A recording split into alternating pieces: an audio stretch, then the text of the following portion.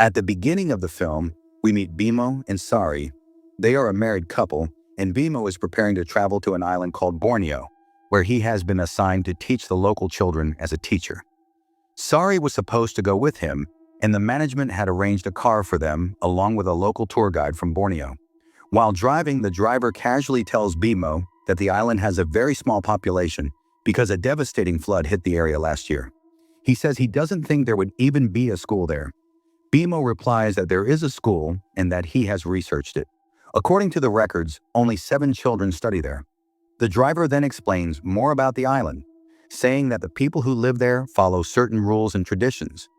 Bimo and his wife will also have to follow those same traditions and rituals. Cutting him off, the tour guide adds that when he first came to the island, he didn't know about these customs either. He didn't follow some of the traditions, which made the villagers very angry, and he had to suffer a lot because of it. When asked what kind of suffering, he doesn't explain. As they continue their journey, Sari suddenly hears someone screaming. When she looks out the window, she sees a flying female head, which terrifies her.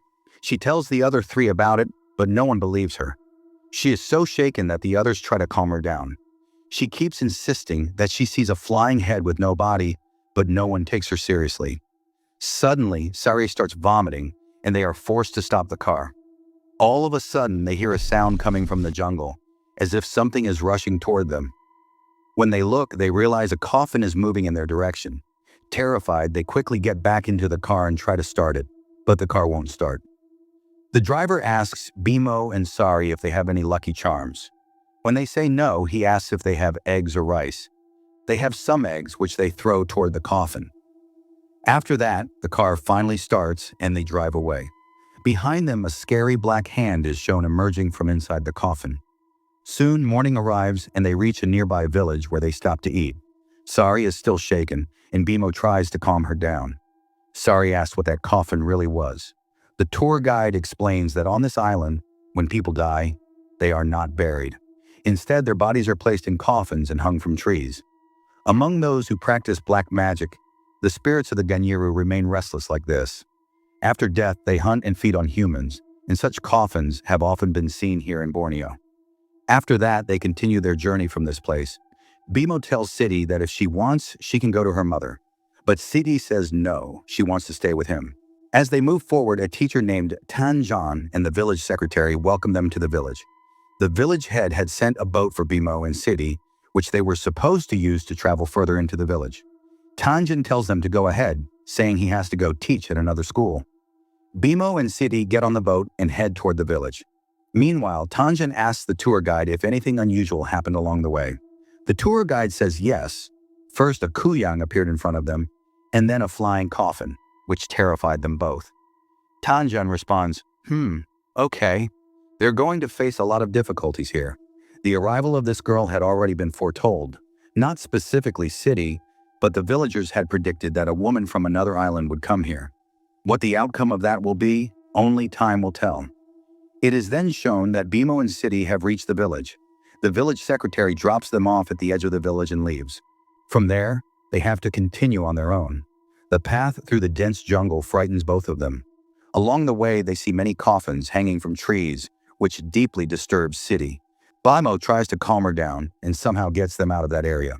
Moving forward, they ask an old woman for directions to the school. She gives them the directions, but they notice that the woman and a man standing with her are staring at them in a very strange way. When they finally arrive at the school, the first person they meet is the principal. He gives them a cabin to stay in and shares a meal with them. While eating, the principal tells them that last year a devastating flood hit their village. Because of that flood, many children lost their lives. Most of the young people migrated elsewhere, and now only 7 children are left studying at this school. The kids may be together, but it's also their responsibility to make their future bright. Suddenly, in the middle of the meal, the principal stands up and says, "I forgot to tell you one more thing. It's our tradition to take a portion of our food and offer it outside in the forest. The reason behind this is our belief that whatever nature gives us, we must return a share of it back to nature." After saying this, before leaving, the principal tells Shri, "If you want, you can come and teach at the school.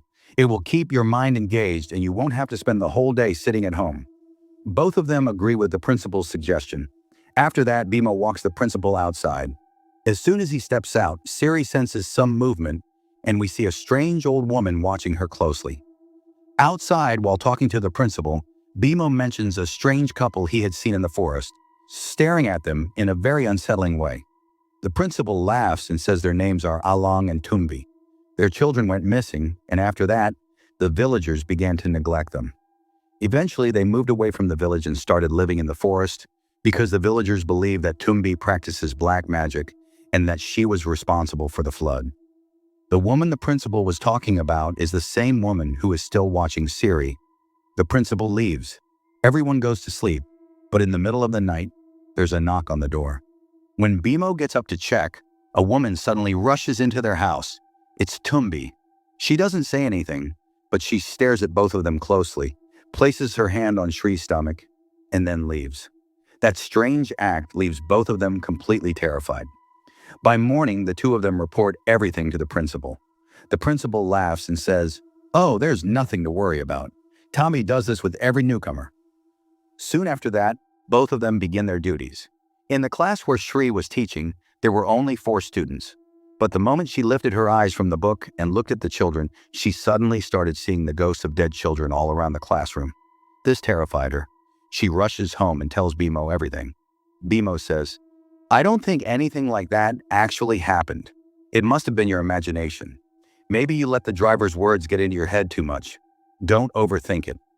After saying this, Bimo leaves. Soon after, Shri notices the shadow of a man behind the curtain. When she goes to the window and pulls the curtain aside, there's no one there. Later that night, while having dinner, she tells Bimo, "Bimo, I feel like someone is watching us all the time." Bimo replies, "That's not true. You're just overthinking. Everything will be fine. Try interacting with the local people here. If you respect them, they'll look after you too." The next day, we see both Bimo and Shri at the school. They're playing with the children when suddenly they notice Tambi standing near a tree in the distance. Almost immediately after that, they hear a schoolgirl screaming. When they rush inside to check, they see that a girl has broken through the roof and entered the classroom from above. To save her, Bimo climbs onto a table and reaches up into the roof. Inside, he finds the student in a possessed state. Before Bimo can do anything, he hears Shri screaming from another room. When they rush there, they see that Shri is locked inside, surrounded by the spirits of many children. These are the ghosts of dead children, pointing toward her stomach and repeatedly chanting, "Sacrifice, sacrifice." Hearing this makes Shri even more terrified, and she starts experiencing severe pain in her abdomen. After some time, the door of the room where Shri was trapped opens on its own. Shri is found lying unconscious inside. Meanwhile, the girl who had been inside the classroom roof and was behaving strangely also loses consciousness. The scene cuts to nighttime, where we see Shri resting at home, when suddenly a kuntilanak crashes through her window. The Kuyang is a spirit found on Borneo Island, whose body separates and whose head flies through the air surrounded by fire. As soon as the Kuyang attacks Shri, she realizes that it's none other than Tambi. Before Tambi can do anything to her, Shri suddenly wakes up, and we find out that everything she saw was just a bad dream. The next morning, the school principal comes to their house to inform them that the incident that happened at school the previous day has left the children terrified. Because of this, the school will remain closed for the day, and they are also advised not to come. After that, the principal asks about Shri's health, which is still not good, and also passes along a message from the village chief, who wants to meet both of them. Bimo and Siri go to meet the chief, who then takes them to meet a girl named Mina. Mina is a shaman who inherited her magical abilities from her family. To find out what happened to Shri the previous night, Mina holds her hand and examines her. She then reveals that Shri is pregnant, something even Siri herself didn't know. Siri is happy to hear this, but the village chief suddenly becomes angry. He says that if she was pregnant, she should have told them earlier. Siri doesn't understand why they're so upset and asks what their real problem is. Mina then explains that there is an ongoing prophecy in the village. The villagers believe that a pregnant woman from another island will arrive, and through her, a demon living on the island will be completed. Once that happens, the demon will become powerful enough to rule the island and completely destroy it. Hearing this, both Siri and Bimo are terrified. Mina tells them not to be afraid and says she will do something. She takes some leaves and casts a spell on them, then asks a man to boil the leaves. During this time, Shri suddenly loses consciousness. When Mina tries to wake her up, Siri regains consciousness, but she starts acting very strangely, as if she is possessed. Her entire face turns black, and her eyes change in a frightening way. As her condition worsens, the weather outside also turns violent. Dark clouds gather, and a powerful storm begins, suggesting that what the villagers feared might now be coming true. Mina manages to control Siri and forces her to drink the bitter liquid made from the boiled leaves, which finally calms her down. After this, the scene cuts to the village chief holding a secret meeting with some of his companions. The village secretary tells the head that before anything bad happens here, they need to take control of the situation. He says he believes Tombi is behind all of this because she is mute, and her husband protects her body. He suggests that they should kill her and put an end to it before she starts ruling over their village like a terrible nightmare. After all this discussion, the principal goes to meet Tanyan. Tanyan was also a shaman, not a very powerful one, but he could handle small problems. He tells the principal and Bimo that he had personally created a security circle around the school and had given all the children protection amulets. Even then, somehow the demon managed to possess the girl. This means the demon is far more powerful than they had imagined. Bimo then tells him, "Forget all that and tell me this. Do you have any amulet for Siri?" Tanyan replies that he doesn't have anything for Siri at the moment, but he does have something special. He has strands of a Kuyang's hair, which move when taken near a real Kuyang. He explains that he found these hairs on his bed when the Kuyang came to kill his son and his wife. Here we see that Bimo starts preparing to go back home because his wife and children are now in danger. He hurriedly packs up, but just as they're about to leave, Tanjan arrives with bad news. The boat going to the city didn't arrive today. Now they won't be able to go to the city until morning. Tanjan also tells them not to worry, saying he will place some protective spells around their house so they'll be safe from all evil forces. He warns them that no matter what happens, they must not step outside the room until morning. As the night grows darker, they suddenly hear movement near their house. The Kuyang is flying around their home, and soon they feel it above their roof. At that moment, they also hear the Kuyang's terrifying, pain-filled screams, which leaves them completely shaken with fear. Somehow, the night passes. In the morning, when they head out to go to the city, they see that the boat has been burned down, and they know the Kuyang must have done it. Bimo notices that many people standing near the boat suddenly start getting possessed, while Tombi watches everything silently from a distance. As soon as Bimo moves toward Tombi, she disappears. When he returns to Siri, he realizes that in all the chaos, his wife Siri has gone missing. He starts searching for her everywhere. But when Siri can't be found anywhere, he becomes extremely worried and comes near the school to look for her. There, he runs into the same little girl who had been possessed the day before. When Bimo asks her about Siri, she points toward the forest. As Bimo moves in that direction, he finds Siri's scarf and jewelry there. But one bracelet he finds is something Siri had never worn. Suddenly, he remembers seeing a similar bracelet on the secretary's wrist. Bimo goes to the secretary's house and starts fighting, saying, "I know you're the one who kidnapped Siri. Look, I found your bracelet near her clothes." But Bimo suddenly goes quiet when he sees that the secretary is still wearing her bracelet. The same kind of bracelet is also found with Tanjan. News of Siri going missing spreads across the entire town. That's why the village head and Mina also arrive to meet Bimo. Mina tells him that if he finds Tanjan's bracelet there, it means Tanjan is the one who kidnapped his wife. He is the one helping Tombi. Now Mina performs a spell to find Siri. The spell creates smoke, and that smoke leads them to Siri. As soon as they reach her, the Kuyang tries to scare them. But Bimo gathers his courage and manages to rescue his wife Siri, who is unconscious at that moment. They pick her up and bring her to a cabin in the forest. Mina realizes that the Kuyang has already found out about their location. So first she chants a protective spell around the cabin, so the Kuyang can't enter. Then she goes inside the room and starts performing a ritual on Siri. Outside, the secretary and Bimo are told to go and kill Tombi, so she can't perform black magic on Siri again. When they reach Tombi, they see that she is still performing black magic. Just before they can kill her, Tombi stops them and says that what they're seeing isn't the truth. The real truth is that there is another Kuyang in the village besides her, and that Kuyang is the one after Siri. She says she was only trying to protect Siri's unborn child because she knew the other Kuyang would sacrifice the baby to increase her powers.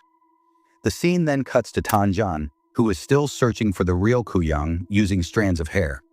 When he takes the hair to Tambi, it doesn't move. But as soon as he goes to Mina, the hair starts moving.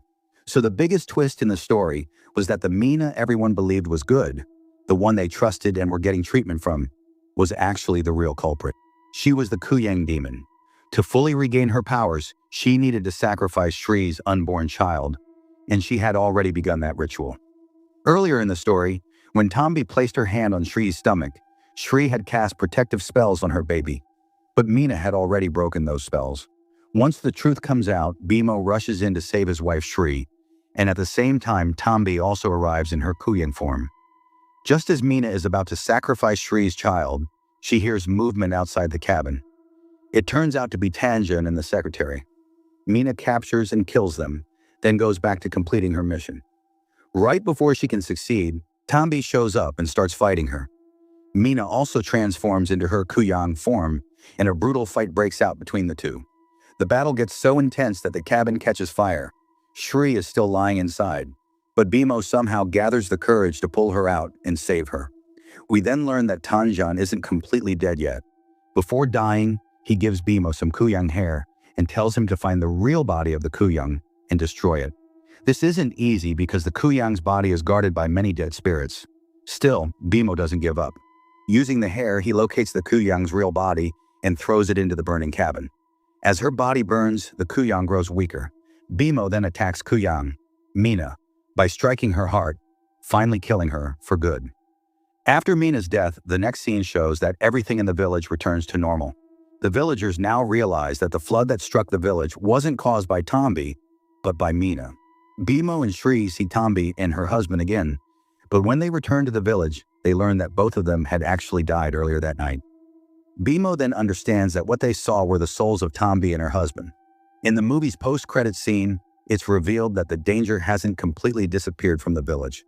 A mysterious girl with her face covered is shown reviving Kuyang Mina's head, bringing the story to an unsettling end. So let me know your thoughts in the comments section. Also subscribe to this channel for more stories like this.